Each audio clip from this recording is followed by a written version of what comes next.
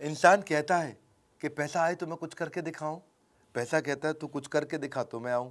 नमस्कार, मैं Vivek Bindra, founder and CEO बड़ा बिजनेस.com। पिछली बार फंड रेजिंग की बात करी, फंड रेजिंग की बात दोबारा। पहले सोर्सेज ऑफ फंड बताए थे, पैसा कहां से मिलेगा। आज बताएंगे तरीका क्या है।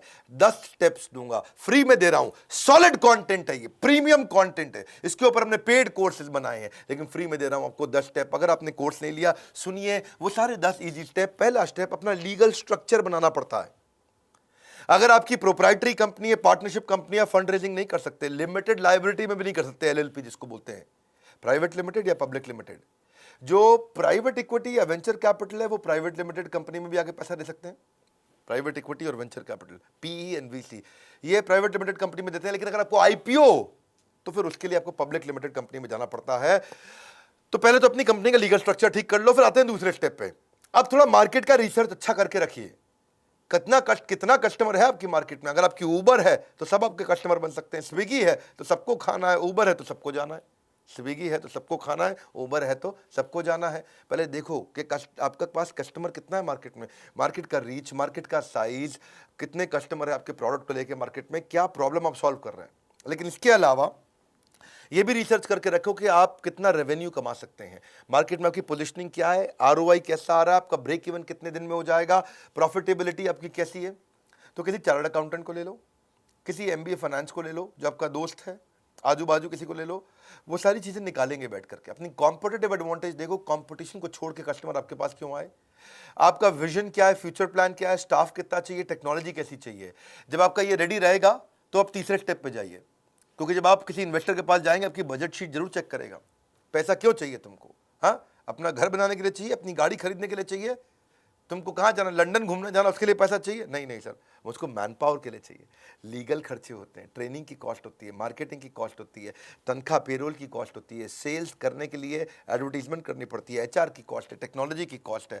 आपके पास कुछ क्वेश्चंस के आंसर होने चाहिए। आप उस पैसे का क्या करेंगे उसको लिख लीजिए। जब आप बताएंगे तो इन्वेस्टर को विश्वास होता है। आप वो पैसे को कैसे यूज करेंगे, कितना पैसा चाहिए आपको, कहां कहां कितना कितना बजट बना के खर्च करेंगे, कैसे इस खर्चे को ऑप्टिमाइज करेंगे, कम खर्चे में ज्यादा काम कैसे करके दिखाएंगे, इसके लिए आपको कन्विंस करना होगा। अगर आपको 100 रुपए की जरूरत है तो इन्वेस्टर को दिखाइए 15 रुपए मैंने डाले, 15 रुपए मेरे पार्टनर ने डाले, हमारे पास होगा 30 रुपए, हम अपने भी लगा रहे हैं, 70 आप दे दो। उसको थोड़ा विश्वास होगा कि 100 में 30 ये लगा चुका है, 70 नहीं, ऐसा करता हूं मैं 40 दूंगा, 30 तुम्हें किसी से दिलवा दूंगा। वो बात करने में इंटरेस्ट लेगा। लेकिन आप बोलोगे मुझको 100 रुपए चाहिए, अपना तो मैं लगाऊंगा नहीं, आप ही पूरे दे दो, गड़बड़ हो जाएगी। चौथा पॉइंट, अब रिसर्च करिए।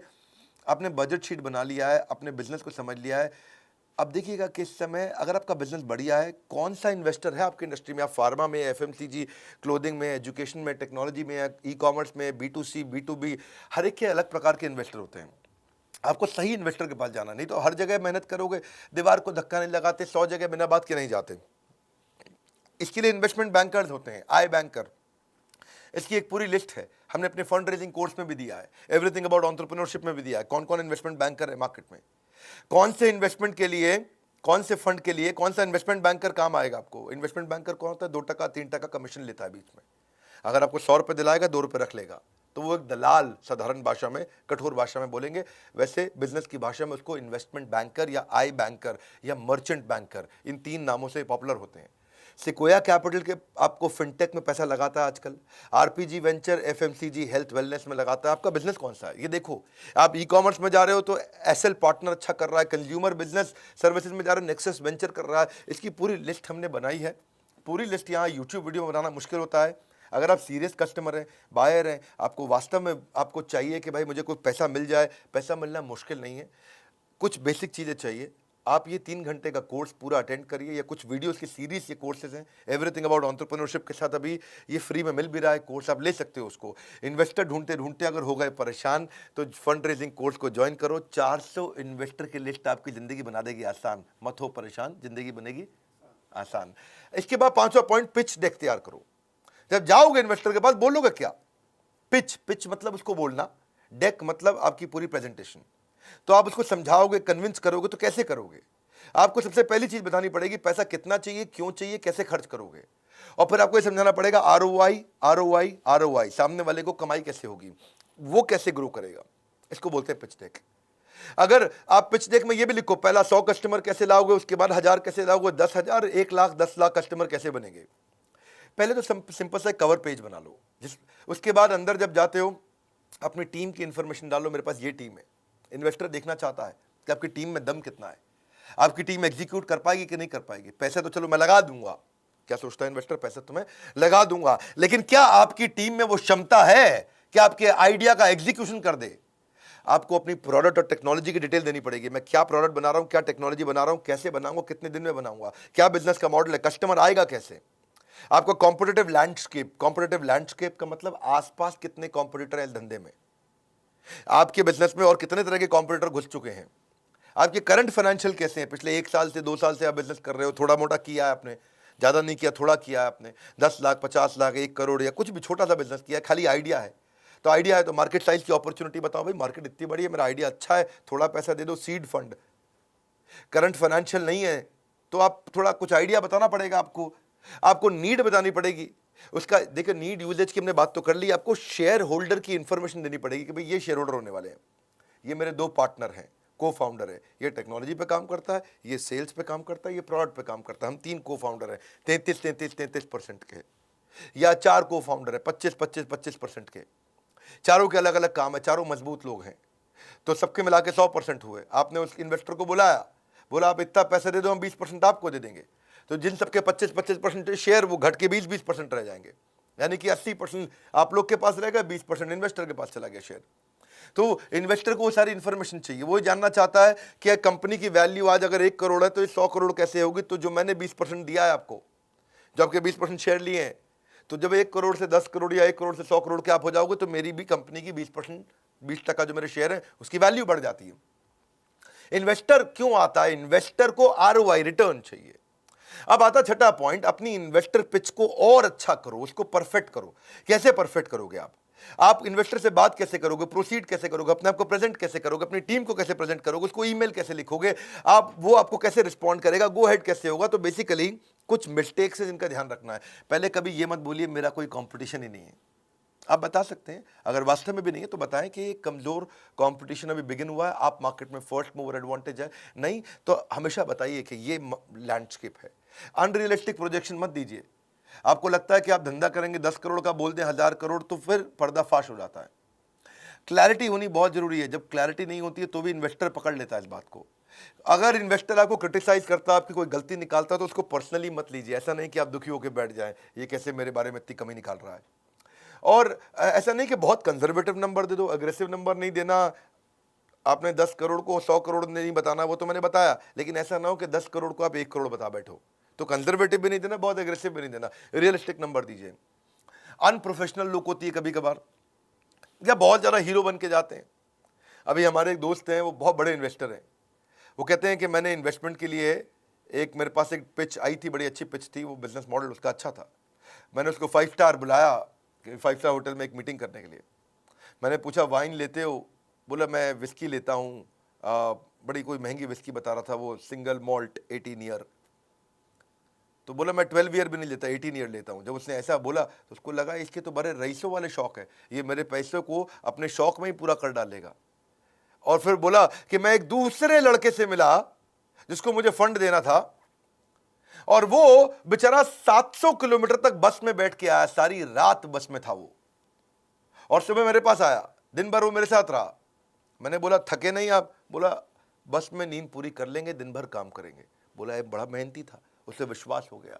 बड़ा इंपॉर्टेंट है कि जब आप इन्वेस्टर से मिल रहे हो तो कैसे मिल रहे हो, क्या बात कर रहे हो, प्रोफेशनल रहिए, कीप इट सिंपल, स्टोरी बताइए कंपनी की स्टोरी क्या है, और आपके इन्वेस्टर को उसका एग्जिट कैसे मिलेगा, वो कमा के बाहर कैसे निकलेगा, उसकी स्ट्रैटेजी तैयार रखना। फंड रेजिंग कोर्स को लेकर अगर आप बन गए बुद्धिमान तो इन्वेस्टर पिचिंग में कभी नहीं बचेगा कोई व्यवधान। बुद्धिमान व्यवधान ठीक लग रहा है, क्योंकि कोर्स में देने जा रहे हैं आपको वो ज्ञान जो फंड रेजिंग प्रोसेस को कर देगा बहुत आसान। 7वां पॉइंट अब आता है रोका। शादी से पहले रोका होता है ना, शादी से पहले थोड़ा सा रोका देते हैं, लड़का लड़की फिक्स हो जाता है, हाँ जी रोका सेरेमनी होता है, तो उसमें डिसाइड कर लेते हैं।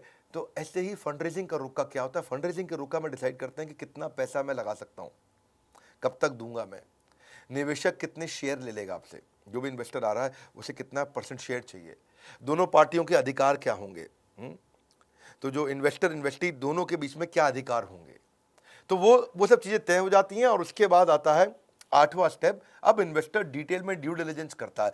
ड्यू डिलिजेंस का मतलब आपकी जांच पड़ताल करता है। आपने जो जो क्लेम किए, मैं ऐसा कर दूंगा, अब तक ऐसा किया, वो सारे वो वेरीफाई करेगा। इसको बोलते हैं, इस इंडस्ट्री में बोला जाता है ट्रस्ट बट वेरीफाई। क्या मतलब है? वो आपकी सारी बातें विश्वास करेगा लेकिन वेरीफाई भी करेगा। आप बोलोगे मैं आज 10 करोड़ रुपए का काम कर रहा हूं, तो आप पे विश्वास करेगा लेकिन वेरीफाई भी करेगा। ऐसा नहीं बोलेगा मैं नहीं मानता तुम कर रहे होगे, वो विश्वास करेगा, बहुत अच्छी बात है, 10 करोड़ दैट्स वेरी गुड, लेकिन बाद में आके आपके पेपर चेक करेगा, वेरीफाई करेगा।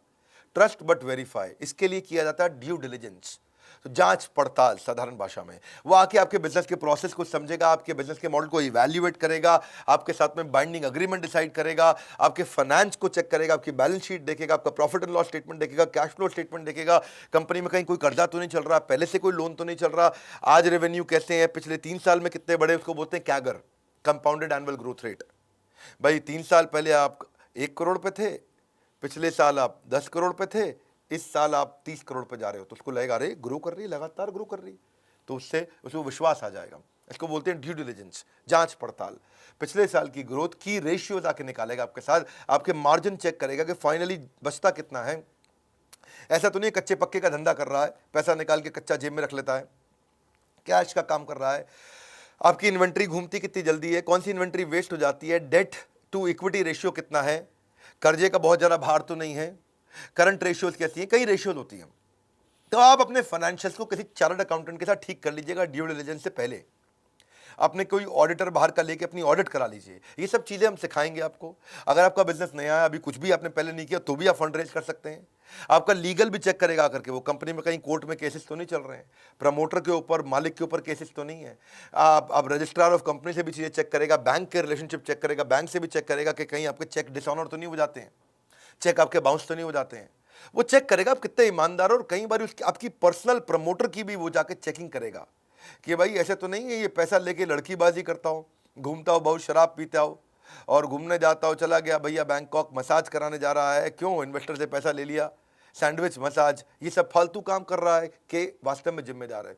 सुबह कितने बजे दफ्तर जाता है, आपको बताए बिना आपके बारे में चेक कर लेगा। रात को दफ्तर से कितने बजे निकलता है, आपको बताए बिना चेक कर लेगा। छुट्टी कितनी मारते हो, तो ये ड्यू डिलिजेंस बोलते हैं, इसको बोलते हैं जांच पड़ताल, ट्रस्ट बट वेरीफाई। अब आता है 9वां, ड्यू डिलिजेंस कर लिया, टर्म शीट बन चुका है, रोका हो चुका है, शादी का टाइम आ गया है। शादी के टाइम यानी कि शेयर होल्डर अग्रीमेंट। अब शेयर होल्डर अग्रीमेंट बन जाएंगे। शेयर होल्डर अग्रीमेंट में किसके क्या अधिकार हैं, कौन किसके लिए जिम्मेदार है, उसमें सब लिखा जाता है। ये बहुत लंबा होता है। टर्म शीट जो होती है वो 1-2 पेज की होती है, 4 पेज की होगी, लेकिन शेयर होल्डर अग्रीमेंट 250-250, 300-300, 500-500 पेज का भी हो सकता है। ये वो डॉक्यूमेंट है जिसमें सारे रिलेशनशिप आपके लिखे होंगे। ये 200-300-400 पेज के अंदर आपके right, duty, share holder agreement, jurisdiction, arbitration, event of default, अगर डिफॉल्ट हो गया तो क्या करेगा, कितने शेयर ले रहे हैं, किस प्राइस पे ले रहे हैं, कंपनी में कितनी स्टेक बन रही है, वो सब चीजें शेयर सब्सक्रिप्शन अग्रीमेंट में आ जाएगा। तो 2 तरह के होते हैं, एक होता है शेयर होल्डर अग्रीमेंट, एक होता है शेयर सब्सक्रिप्शन अग्रीमेंट। अगर आपको इसकी समझ नहीं, चिंता मत करिए, आप आइए, बोर्ड लाइन नंबर पर फोन करिए। फंड रेज करना मुश्किल नहीं है, सैकड़ों हजारों कंपनीज कर रही हैं। अग्रीमेंट इस बनाने के तरीके क्या है वो सब सिखाए हमने आपको। ये अग्रीमेंट क्यों चाहिए होता है? अग्रीमेंट इसलिए नहीं चाहिए कि आप कोर्ट में केस जीत जाओ, अग्रीमेंट इसलिए चाहिए होता है कि कोर्ट में केस के लिए कभी जाना ही ना पड़े।